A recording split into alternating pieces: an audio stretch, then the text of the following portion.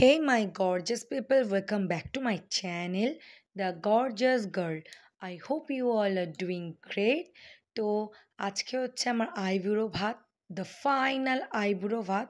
আমি intro shoot করতে পারিনি বিকজ একটা বিয়ে বাড়িতে মা না থাকলে যেই পরিমাণ খাটাখাটনি এবং কষ্ট এবং হেডেক থাকে সেটা কেউ ফিল করতে পারবে না। বাট আমার মা ছিল না, তাও আমার ছোটি মামা বাবা তো অবশ্যই অনেক হেল্প করেছিল।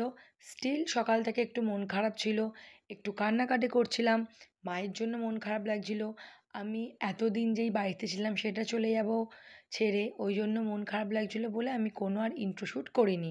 তো দেখতে পেলে আমি হেয়ার সেট করতে গেছিলাম ওখানে। হেয়ারটা দেখো বান মতো করেছি, করে ওখানে বাড়ি ফিরে আসতে টাইম লেগেছিল প্রায় 1:30। তো একটু লেট হয়ে গেছিলো, বাড়িতে সবাই যারা আত্মীয় স্বজন নিমন্ত্রিত ছিল এসে পড়েছিল, ওই জন্য সবাই বলছিল একটু তাড়াতাড়ি মেকআপ করতে। স্টিল আমার মন খারাপ ছিল, মানে আমার মেকআপ করার মতো সিচুয়েশন ছিল না। মেহেন্দির রাতে যারা আমাকে মেকআপ করে দিয়েছিল, যেই বন্ধুরা, তারাই আমাকে আবার সেই দিনকেও মেকআপ করে দিয়েছিল। কোনো রকম মেকআপটা করেছিলাম, শুধুমাত্র হেয়ারটা সেট করেছিলাম বলে জিনিসটা মানানসই হয়ে গেছিলো। আর দেখতে পাচ্ছ আমি যেই বেনারসিটা পরেছি, এই বেনারসিটা হচ্ছে আমার মায়ের। আমার প্রথম থেকেই ইচ্ছে ছিল মায়ের বেনারসি পরেই আমি আইবুড়ো ভাত খাবো, তো একদম সেই জিনিসটাই আমি করেছিলাম। এই বেনারসিটা আমি আমার মাকে আমার বাবা মার 25th অফ ম্যারেজ অ্যানিভার্সারিতে গিফট করেছিলাম। মা এই বেনারসিটা মাত্র ওয়ান টাইমই পরেছিল, তো ওই জন্য আমার ফার্স্ট থেকে ইচ্ছে ছিল যে মায়ের বেনারসিটা আমি আমার আইবুড়ো ভাতের দিনকে পরবো। তো এখন দেখো আইবুড়ো ভাত খেতে বসে পড়েছি। হ্যাঁ, আর একটা কথা বলে রাখি, যে আমাকে আলতা পরিয়ে দিলেন উনি হচ্ছেন আমার খুড়তুতো কাকিমা। কাকিমা হচ্ছে মৃৎশিল্পী, ঠাকুর বানায়। তো ওনার হাতে আমি আলতা পরেছিলাম। তো এবার দেখতেই পাচ্ছ আমার বাবা আরও অনেকে ছিল, আশীর্বাদ করেছিল, বাবাকে জড়িয়ে ধরে প্রচুর কান্নাকাটি করেছিলাম। স্টিল সেই ভিডিও আমার কাছে নেই, আর সেই সময় বাকিরাও কেউ ভিডিও করতে পারেনি বলে আমি আর সবার ফটো দেখাতে পারিনি। তো এটা দেখতে পাচ্ছ আমার বন্ধুরা বসেছিল। তো বন্ধুরা বাড়ি যাওয়ার পর আমি এসেছিলাম এই বিয়ে বাড়িতে, যেখানে আমার কালকে বিবাহ সম্পন্ন হবে। তো এই বিয়ে বাড়িটা কীরকম কী ডেকোরেশন করেছে এবং কি কোথায় কি বর বসবে, বিয়ে হবে, সেগুলো দেখতে আমি একবার এসেছিলাম। আমার বাবাই বলল যে চল একবার দেখে নে তোর ডেকোরেশন সব ঠিকঠাক হয়েছিল কি না। আর আরেকটা কথা বলে রাখি, উপরে যে শামিয়ানাটা দেখতে পাচ্ছ হয়েছে, ট্রাস্ট মি, ওই শামিয়ানা করার কথা আমাদের বাড়ি থেকে কেউ বলেননি। বাট যিনি ডেকোরেশন করেছিলেন উনি আর কি সম্পর্কে আমার বাবার ফ্রেন্ড হয়, তো উনি আমাদের পারমিশন ছাড়াই ওরকম শামিয়ানা করে দিয়েছে।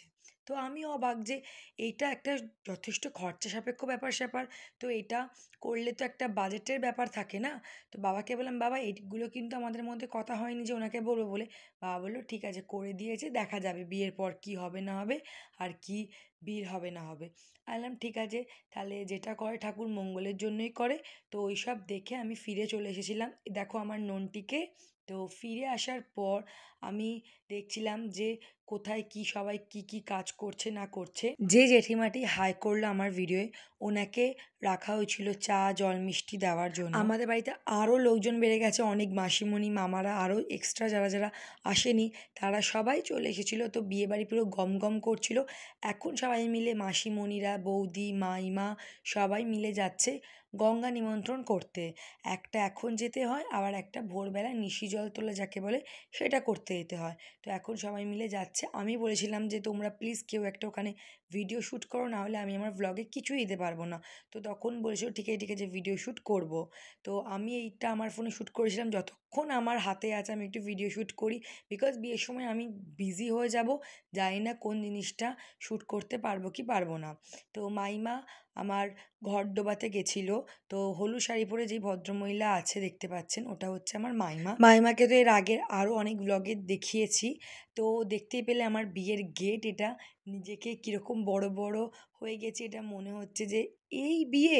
কত ছোটো থেকে শখ ছিল বিয়ে করব বিয়ে করবো, আর সেই ফাইনালি দিনটা চলে এলো যে সত্যি আমার বিয়ে হতে চলেছে। অ্যান্ড কালকে আমার বিয়ে, মানে এই ফিলিংসে না মুখে এবং বলে বোঝানোর মতো নয়। দেখো আরেকবার দেখিয়ে দিলাম আমার বিয়ের গেটটা। তো আমার বাবা অনেক কষ্ট করে আমাকে বড় করেছে এবং অনেক কষ্ট করে আমার বিয়ে দিচ্ছে। সবথেকে কষ্টের কারণ আমার মা নেই। ওই জায়গাটা খুব ফাঁকা লাগছিল। যেন মনে হচ্ছে সব আছে কিন্তু আবার কিছুই নেই। আর আমার বিয়ে নিয়ে আমার মাম্মামের যা শখ ছিল, মানে মুখে বোঝানোর মতো নয়, ওই জন্য আরও বেশি কষ্ট হচ্ছিল। তো আমি আমার মাকে মাম্মাম বলে ডাকি। তো মা মাম্মাম দুটোই আমার ভিডিও এই কথাটা শুনতে পারবে।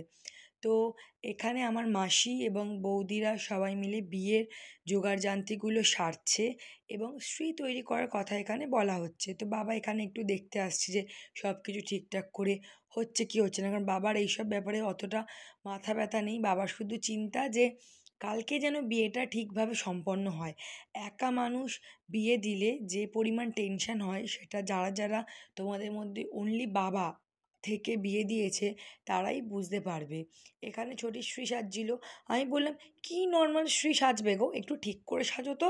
তো তখন বৌদিভাই বলল, আমরা অত জানি না বাপু, তোর যদি সাজানোর ইচ্ছে থাকে তাই তুই একটুখানি নেট থেকে কোনো ফটো ফটো দে। আমার মামা এখানে খাচ্ছে হচ্ছে পায়েস, আমার আইবুড়ো ভাতের জন্য যে পায়েসটা হয়েছিল সেই পায়েসটা খাচ্ছিল। তো আবার ফিরে আসি স্ত্রীর কথায়। তো বৌদিভাই বলল যে গুগল থেকে দেখাতো কয়েকটা ডিজাইন। আমি বৌদিভাইকে বললাম, দাঁড়াও দাঁড়াও, দুটো ডিজাইন আমি এর আগে থেকেই ফোনে সেভ করে রেখেছি, দেখো তো ওটা বানাতে পারো কি পারো না। তো বৌদিভাই বলে, ওরে সর্বনাশ, এটা কী ডিজাইন তুই সিলেক্ট করেছিস, আমরা কোনো প্রফেশনাল শ্রী মেকার নয়। আমি বললাম, ঠিক আছে তাহলে একটা নর্মালি দেখাই। তো গুগল থেকে একটা নর্মাল শ্রীর ডিজাইন দেখাই। তো বললো ঠিক আছে এটা আমরা পারবো। তাই সেখান থেকে বৌদিভাইরা টুকটুক টুকটুক করে শ্রী সাজাচ্ছিল। মাইমা বলছে, আমি পান গুনছি, এটা ভিডিওয় দেখাতো। আমি বললাম, অবশ্যই, কেন নয়। তো মামা মাইমা সব এখানে নানা কথোপকথন করছে এবং আমি ভয়েস ওভার দেওয়ার একটাই কারণ, আমার বিয়েতে সারাক্ষণ সানাই বেজেছে, বিভিন্ন গান বাজছিল, তো সেটা কপিরাইট লাগবে বলে এবং আমার সেই মুহূর্তে ওই কথাগুলো পরিষ্কার আসছিল না বলে আমি ভয়েস ওভারটা দিচ্ছি।